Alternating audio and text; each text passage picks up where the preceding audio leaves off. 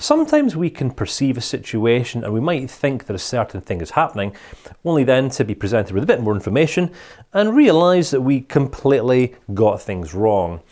What I want to share with you here is an idea. So the opening idea I want to present is that there are 3 categories of human observation, right? Now this is an unconscious process that most people are unaware of. Mindfulness is about becoming consciously aware of that which we were previously unaware of. It allows us to become significantly more influential in our own internal decision-making processes. Well, why is this important? Well, because as managers, as leaders, as parents, as teachers, as influencers, people are going to judge us. Not always or necessarily for the words that come out of our mouth, but most people under our influence will judge us based upon what we do. So it's absolutely imperative that we learn to live our lives with a degree of congruence. Congruence incorporates integrity, sincerity, where the way in which we live our lives is simply reflective of how it is that we claim to live our lives. And the words that come out of our mouth are reflective of the way in which we live. All right? When people find a gap between that which we say and that which we do, this is where mistrust comes from. And when it comes to management or leadership, the most valuable commodity that we have in our grasp is our trust. All right? So our priority should be at all times to maintain and preserve and protect the trust in all of the relationships that we manage. Alrighty, so I'm sure that on some level you're able to see and identify the value in this.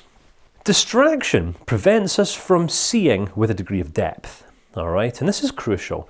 If you've ever found yourself in a complex scenario or situation where you have some demands being placed on you in one area, you have some demands being placed on you in another area, we can only focus on one thing at any one given moment in time, right? So mindfulness is about us learning to focus on, believe it or not, just one thing at any one given moment in time to allow us to really get the most out of our experience.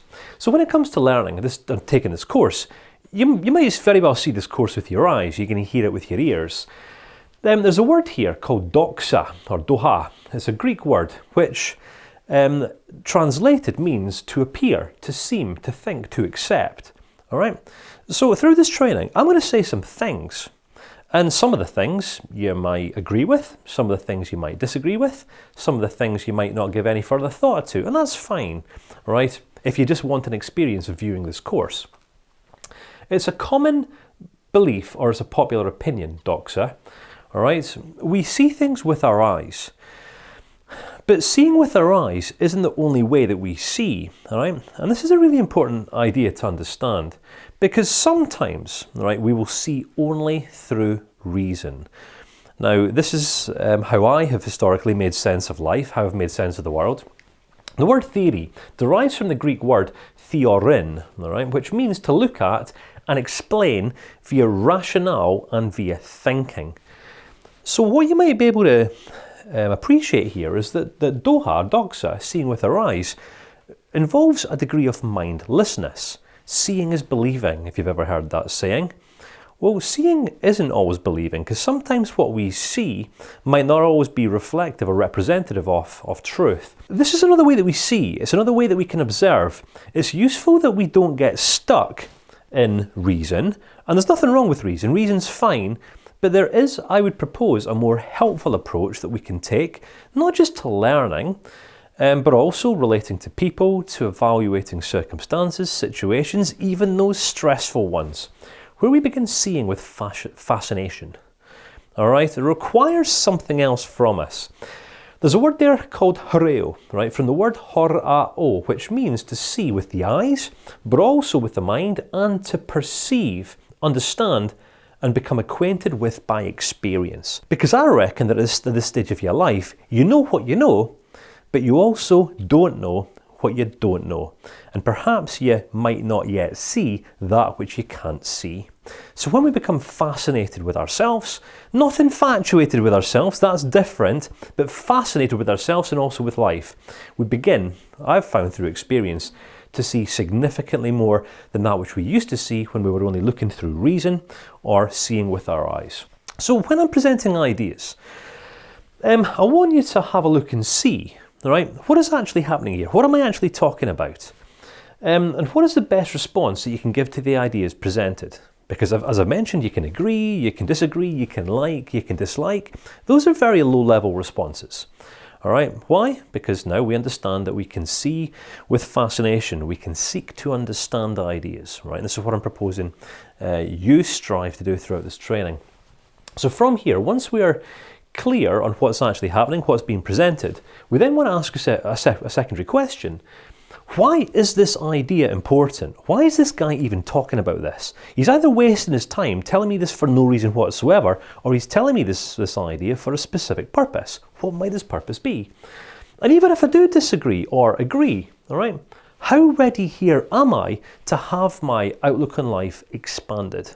Because if you think about it, when we agree or when we disagree with things, we already have our response or our perception in a box. Right, but outside of agreement and disagreement, there are more insights that can be found. All right, you get to decide how many insights you want.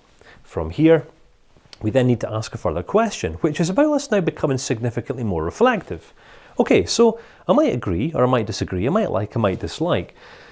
But what can I not see here? And what gaps are there in the information that's being presented? So this is now about you becoming more critical, more critically evaluative of me as a teacher. Why? Because I've already mentioned, I'm not the best teacher in the world, all right? I'm a teacher, I do my best, but I'm gonna leave you with gaps. Either way, what you want to be doing is evaluating, not me from a judgmental perspective, but the content and the teaching from an evaluative perspective. What gaps are there in this understanding or in this knowledge?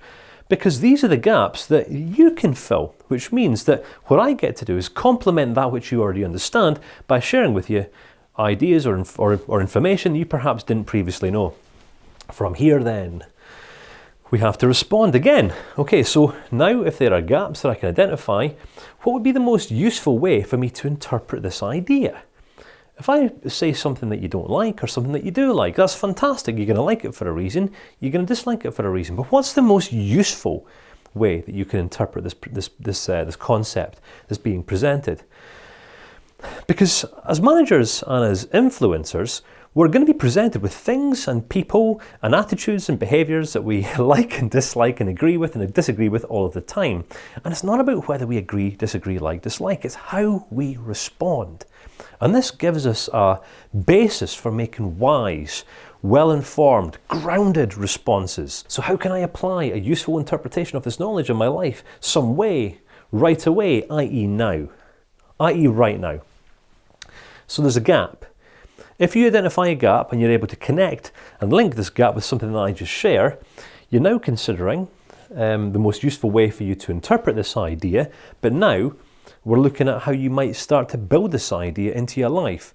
Because if you're not building new ideas into your life, then you're not growing as a person, full stop.